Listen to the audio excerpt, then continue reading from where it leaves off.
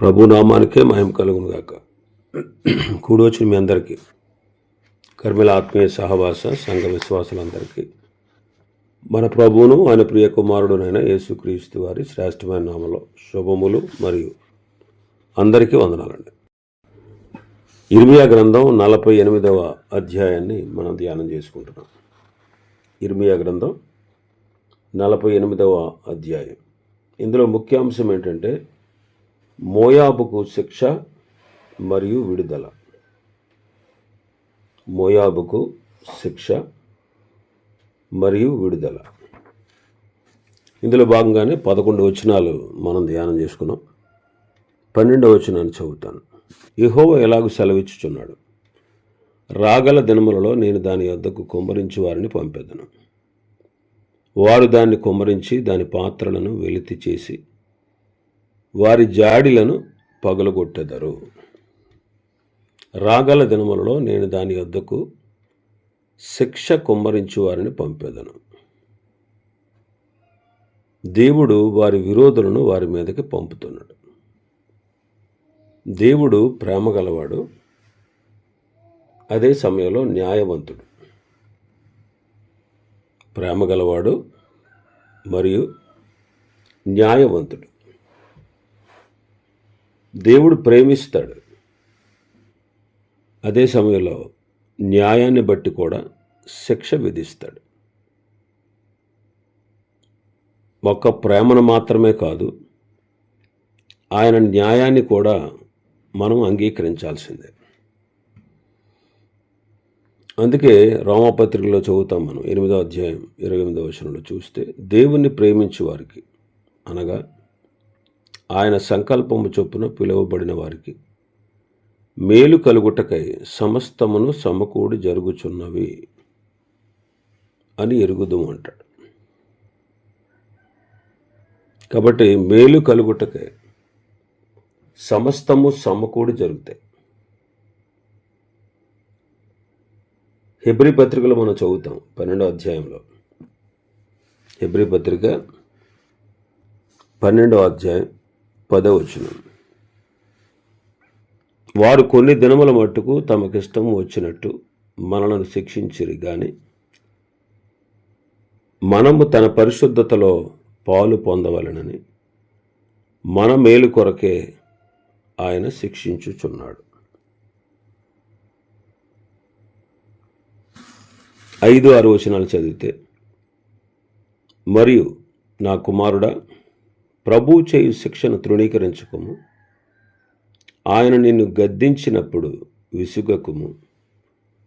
ప్రభు తాను ప్రేమించు వానిని శిక్షించి తాను స్వీకరించు ప్రతి కుమారుని దండించును అని కుమారులతో సంభాషించినట్లు మీతో సంభాషించు ఆయన హెచ్చరికను మరచితిరి అంటు.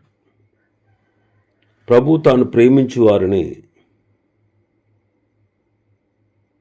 శిక్షిస్తాడు. తాను స్వీకరించు ప్రతి కుమారుని దండిస్తాడు.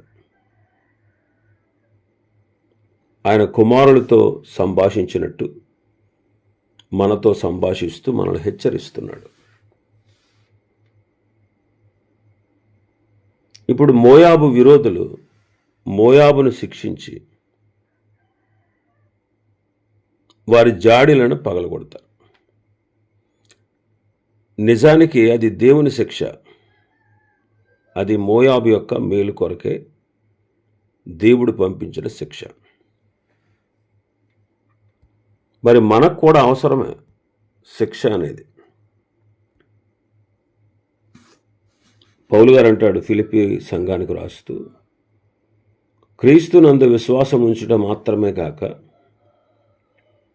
ఆయన పక్షమున శ్రమపడుటయు మనకు అనుగ్రహించబడింది అంటాడు. విశ్వాసం ఉంచడం మాత్రమే కాదు, ఆయన పక్షంగా మనం శ్రమపడుట కూడా మనకు అనుగ్రహించబడింది. మనకు అనుగ్రహించబడింది.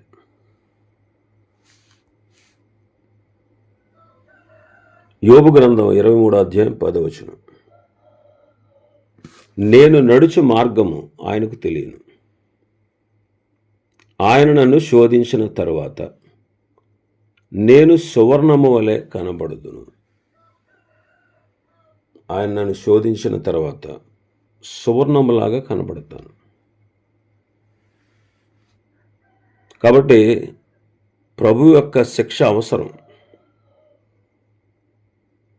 ఇంకా మన భాగంలోకి వస్తే 13వ వచనం, ఇశ్రాయేలు వారు తాము ఆశ్రయించిన బేతేలును బట్టి సిగ్గుపడినట్లు మోయాబీయులను కెమోషును బట్టి సిగ్గుపడుచున్నారు. ఇశ్రాయేలీలు తాము ఆశ్రయించిన బేతేలును బట్టి సిగ్గుపడినట్లు అంటున్నాడు. ఇశ్రాయేలు వారు సిగ్గుపడ్డారు. ఇశ్రాయేలు వారు చెరలోనికి వెళ్ళిపోయారు. దానికి గల కారణం ఏంటంటే బేతేలును బట్టి. యెరోబాము అనేవాడు రాజైన తర్వాత ఇశ్రాయేళ్ల 10 గోత్రాల వారు యెరూషలేములో ఉన్న దేవాలయానికి వెళుతూ యోధా రాజైనటువంటి సొలొమోను కుమారుని వైపు తమ మనస్సు త్రిప్పుకుంటారు. మళ్ళీ రెహబాము పక్షంగా చేరి నన్ను చంపుతారు, నా దేశం పాడైపోద్ది, నా రాజ్యం కూలిపోద్దని భయపడిపోయి 2 బంగారు దూడలను చేయించి ఒకటి దానులోను రెండోది బేతేలులోను ప్రతిష్ఠించాడు. ఇక మీరు యెరూషలేముకు వెళ్ళనవసరం లేదు. మీరు ఈ దేశంలో ఉండేటువంటి 2 ప్రదేశాల్లో నేను నిలిపినటువంటి బంగారు దూడలు పూజించండి. మీరు యెరూషలేము మందిరానికే వెళ్ళక్కర్లేదు. ఇక్కడికి వచ్చి ప్రభువును ఆరాధించండి అని ప్రజల్ని ఆ రీతిగా విగ్రహారాధన చేసేవారుగా తయారు చేశాడు యెరోబాము. అందుకే దాన్ని బట్టి వాళ్ళు అతిశయించారు. ఏమైంది? చివరికి అష్షూరీయుల చేత చెరపట్టబడి దేశం సర్వనాశనం చేయబడి వారు సిగ్గు పొందారు. వారు దేవుని పిల్లలు, వారు నిజమైన దేవుని పిల్లలు. అందువల్ల వాళ్ళు దేవుని విసర్జించినందువల్ల వారు సిగ్గు పొందారు. ఇప్పుడు మోయాబు పరిస్థితి కూడా అదే అంటున్నాడు. మోయాబు పరిస్థితి కూడా అదే. ఇశ్రాయేలు వారు తాము ఆశ్రయించిన బేతేలును బట్టి సిగ్గుపడినట్లు మోయాబీలు కూడా కెమోషు అనే దేవతను బట్టి వారు సిగ్గుపడబోతున్నారు.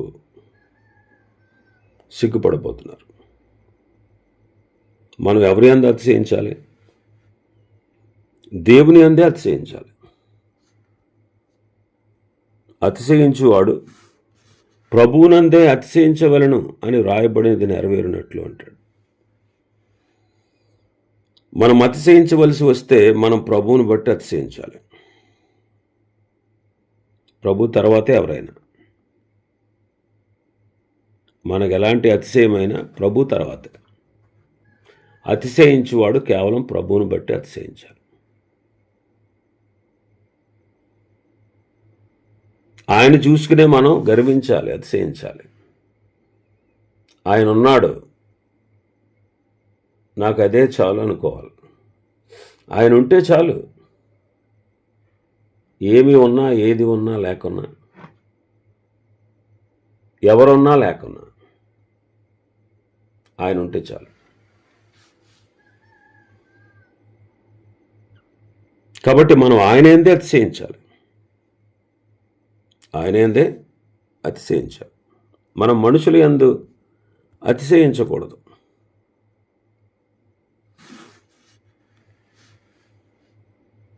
ఎవరు యందు అతిశయించకూడదు. పౌలు గారు కొరింథీ సంఘానికి అదే చెప్తాడు. ఎవడును మనుష్యుల యందు అతిశయపడకూడదు అంటాడు. కొరింథీ సంఘంలో సంఘస్థులు వాళ్ళు మనుషులను బట్టి అతిశయించారు. నేను పౌలు వాడను, నేను అపోల్లో వాడను, నేను కేఫా వాడను. ఇలాగ మనుషుల్ని బట్టి వాళ్ళు అతిశయించారు. దేవుడి కంటే మాకు పౌలే గొప్ప, దేవుడి కంటే మాకు కేఫాయే గొప్ప, దేవుడి కంటే మాకు అపోల్లోయే గొప్ప అన్నట్టుగా వాళ్ళ విధానం ఉంది.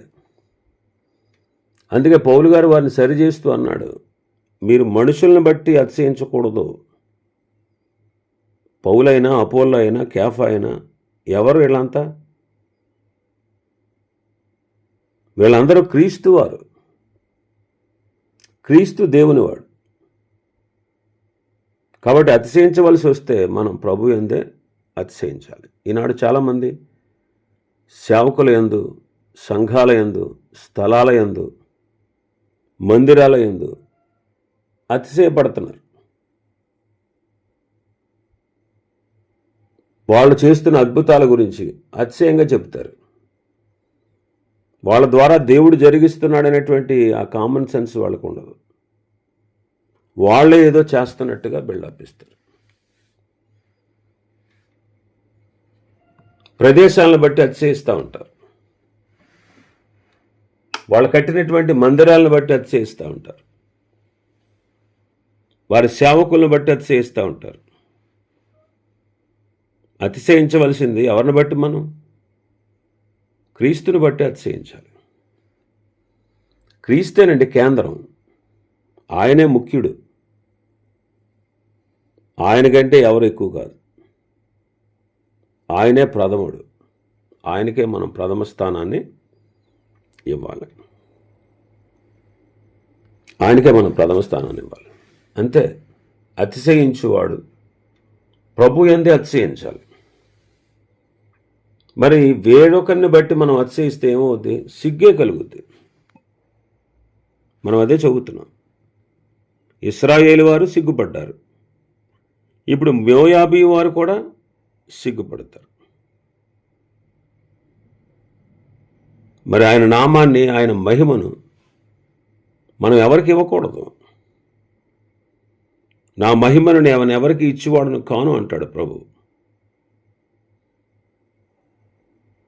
కాబట్టి మనం ప్రభు యందే అతిశయించాలి. మనుషుల యందు ఎప్పుడు అతిశయపడకూడదు. మనకు కలిగిన వాటి యందు మనం ఎప్పుడు అతిశయపడకూడదు. మన స్థితిగతులను బట్టి మనం అతిశయపడకూడదు. మనకున్న హోదాని బట్టి మనం అతిశయపడకూడదు. మనం ఏ పరిస్థితుల్లో ఉన్నా, ఈ స్థితిలో మనం ఉన్నామంటే అది కేవలం దేవుని వల్లే. అందుకే పౌలు గారు అంటాడు, నేనేమై ఉన్నాను అది దేవుని కృప వలనే అయి ఉన్నాను అంటాడు.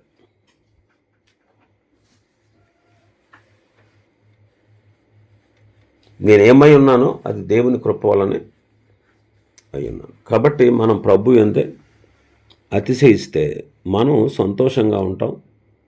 మనం ప్రభువులో ఆనందంగా కొనసాగుతాం. మనల్ని బట్టి మనం ఎప్పుడు అతిశయించకూడదు. లూసిఫర్ చూడండి, వాడికి ఇచ్చిన పదవిని బట్టి అతిశయించాడు. వాడికి ఇచ్చిన పదవి, దేవదూతలందరి మీద వాడికి దేవుడు అధికారాన్ని ఇచ్చాడు, ముఖ్యమైన స్థానాన్ని ఇచ్చాడు. వాడు అతిశయించి వాడి బలాన్ని చూసుకుని, వాడి అందాన్ని చూసుకుని, వాడి స్థితిని చూసుకుని, వాడిని దేవుడు సృష్టించాడు, దేవుని మహిమ కొరకు వాడు వాడబడాలి, దేవుడు వాడికి ఉన్నతమైన స్థానాన్ని ఇచ్చాడని అది గుర్తించకుండా తనకున్న అందాన్ని బట్టి, బలాన్ని బట్టి, స్థానాన్ని బట్టి, స్థితిని బట్టి, వాడికి ఉన్నటువంటి ఔన్నత్యాన్ని బట్టి అతిశయించాడు. ప్రభు మీద తిరుగుబాటు చేశాడు. పరిశుద్ధ గ్రంథం అంతా చదివితే మనకి ఇదే బోధపడుతుంది. కాబట్టి మనం ప్రభు యందే అతిశయించాలి. 14వ వచనం చదివితే 14-15, మేము బలాఢ్యులమనియు యుద్ధశూరులమనియు మీరెట్లు చెప్పుకుందరు? మోయాబు పాడైపోవచ్చున్నది, శత్రువులు దాని పట్టణంలో చొరబడుతున్నారు, వారి యవ్వనులలో శ్రేష్ఠులు వదకపోవచ్చున్నారు. సైన్యములకు అధిపతికి యెహోవా అను పేరు గల రాజు సెలవిచ్చిన మాట ఇదే. మోయాబు మేము బలాఢ్యులము, యుద్ధశూరులము అని మీరు ఎలా చెప్పుకుంటారు అంటాడు. బలాఢ్యులు, యుద్ధశూరులు దేవుని ఎదుట పనికొస్తారా? మేము బలాఢ్యులమని, యుద్ధశూరులమని చెప్పుకుంటున్నారు. ఇంకా కానీ మోయాబు ఏమవుతుంది? పాడైపోతుంది. శత్రువులు దాని పట్టణాల్లో చొరబడుతున్నారు. వారి యొక్క యవ్వనులలో శ్రేష్ఠులు వదకపోతున్నారు. సైన్యములకు అధిపతియగు యెహోవాను పేరుగల రాజు సెలవిచ్చిన మాట ఇది అంటాడు. మోయాబు యొక్క దేవోక్తి ఒక మంచి పాఠం మనకి. మోయాబు పాడైపోతుంది, ప్రభువు ద్వారా తగ్గించబడతా ఉంది.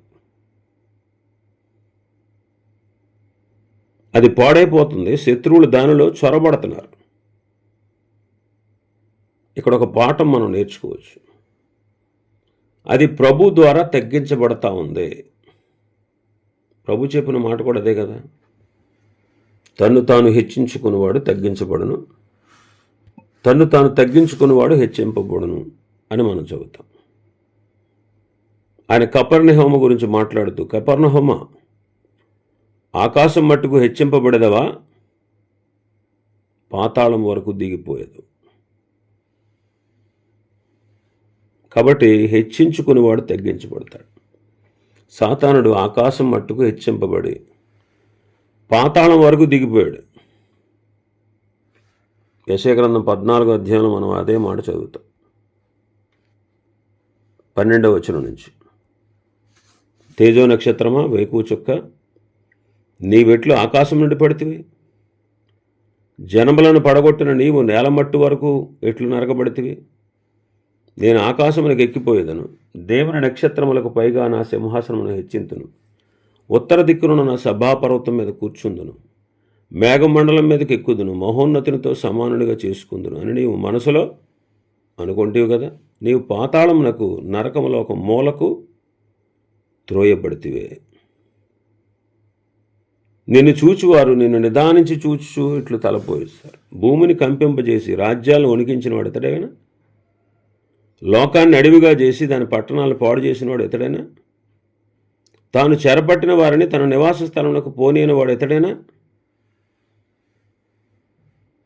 అతని గురించి అనుకుంటారు అంటారు. చూడండి, వాడు హెచ్చించుకున్నాడు. ఆకాశానికి ఎక్కిపోయేదను, దేవుని నక్షత్రాలకు పైగా నా సింహాసనాన్ని హెచ్చిస్తాను, ఉత్తర దిక్కునున్న సభాపర్వతం మీద కూర్చుంటాను, మేఘమండలం మీదకి ఎక్కుతాను, మహోన్నతునితో సమానునిగా చేసుకుంటాను అని నీవు మనసులో అనుకున్నావు. కానీ ఏమైంది? పాతాళమునకు, నరకములో ఒక మూలకు త్రోయబడ్డాడు. సాతాను ఆకాశం మట్టుకు హెచ్చించబడి పాతాళం వరకు దిగిపోయాడు.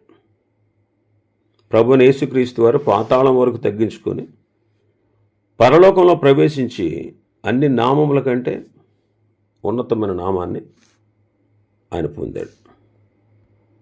ఫిలిప్పీ పత్రికలో మనం అదే చదువుతాం, 2వ అధ్యాయం 6వ వచనం నుంచి. ఆయన దేవుని స్వరూపం కలవాడై ఉండి దేవునితో సమానంగా ఉండడు, విడిచిపెట్టుకోవడానికి భాగ్యం ఎంచుకోలేదు, కానీ మనుషుల పోలిక కాబట్టి దాసుని స్వరూపం ధరించుకుని తను తానే రిక్తునిగా చేసుకున్నాను. ఆకారమందు మనుషుడిగా కనబడి మరణం పొందినంతగా, అనగా శిలువ మరణం పొందినంతగా విధేయత చూపినవాడే తన్ను తాను తగ్గించుకున్నాడు. అందుచేత పరలోకమందు ఉన్నవారిలో కానీ, భూమి మీద ఉన్నవారిలో కానీ, భూమి క్రింద ఉన్నవారిలో కానీ ప్రతివాని మోకాలను యేసునామను వంగినట్లు, ప్రతివాని నాలుగు తండ్రి అయిన దేవుని మహిమార్థమై యేసుక్రీస్తు ప్రభు అని ఒప్పుకున్నట్లు దేవుడు ఆయనను అధికముగా హెచ్చించి ప్రతి నామమునకు పైనామమును ఆయనకు అనుగ్రహించాను. కాబట్టి పాతాళం వరకు తను తాను తగ్గించుకొని పరలోకంలో హెచ్చుగా తండ్రి కుడిపార్శ్వమందు అందరికంటే ఎక్కువగా ఆయన కూర్చుని ఉన్నాడు.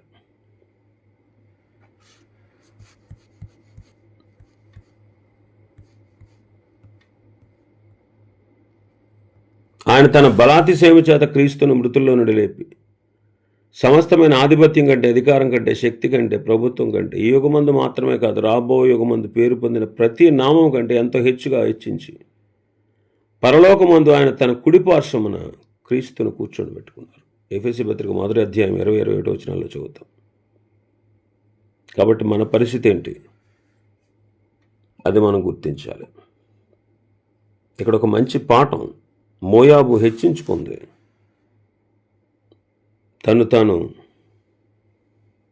తగ్గాల్సినటువంటి పరిస్థితి ఏర్పడింది. ఇంకా 16వ వచనం చూస్తే, మోయాబునకు సమూల నాశనము సమీపించుచున్నది, దానికి సంభవించు దుఃఖము త్వరపడి వచ్చుచున్నది. మోయాబునకు సమూల నాశనము సమీపిస్తూ ఉంది, దానికి సంభవించు దుఃఖము త్వరపడి వస్తూ ఉంది. కానీ ఈనాడు క్రీస్తు యేసునందున్న మనకు ఏ శిక్షా విధి కూడా లేదు. క్రీస్తునందున్న వారికి ఏ శిక్షా విధి లేదు. క్రీస్తు కల్వరిలో మన కోసం శ్రమలు పొందాడు. ఆయన శరీరం అందు మన పాపములకు శిక్ష విధించబడింది. లోకముతో పాటు మనకు శిక్షా విధి లేదు. కానీ మనం ఆయన పరిశుద్ధతలో పాలు పొందడానికి, మన మేలు కొరకే ఆయన మనల్ని శిక్షిస్తున్నాడు. ప్రభు చేత మనం శిక్ష పొందుతున్నాం, ఎందుకంటే లోకముతో పాటు కలిగే శిక్షా విధి మనకు లేదు. కాబట్టి మోయాబీలకే కాదు, మనకు కూడా శిక్ష అవసరమే. మనకు కూడా శిక్ష అవసరమే. ఇంకా చాలా విషయాలు ఈ అధ్యాయంలో ఉన్నాయి. ప్రభు చిత్తమైతే రేపు దినం మరికొన్ని విషయాలు ఈ అధ్యాయం నుంచి ధ్యానం చేసుకుందాం. దేవుడు ఈ వర్తమాన వాక్యాన్ని మన వినికిడిలో ఆశీర్వదించును గాక. ఆమేన్. ప్రార్థన చేసుకుందామండి.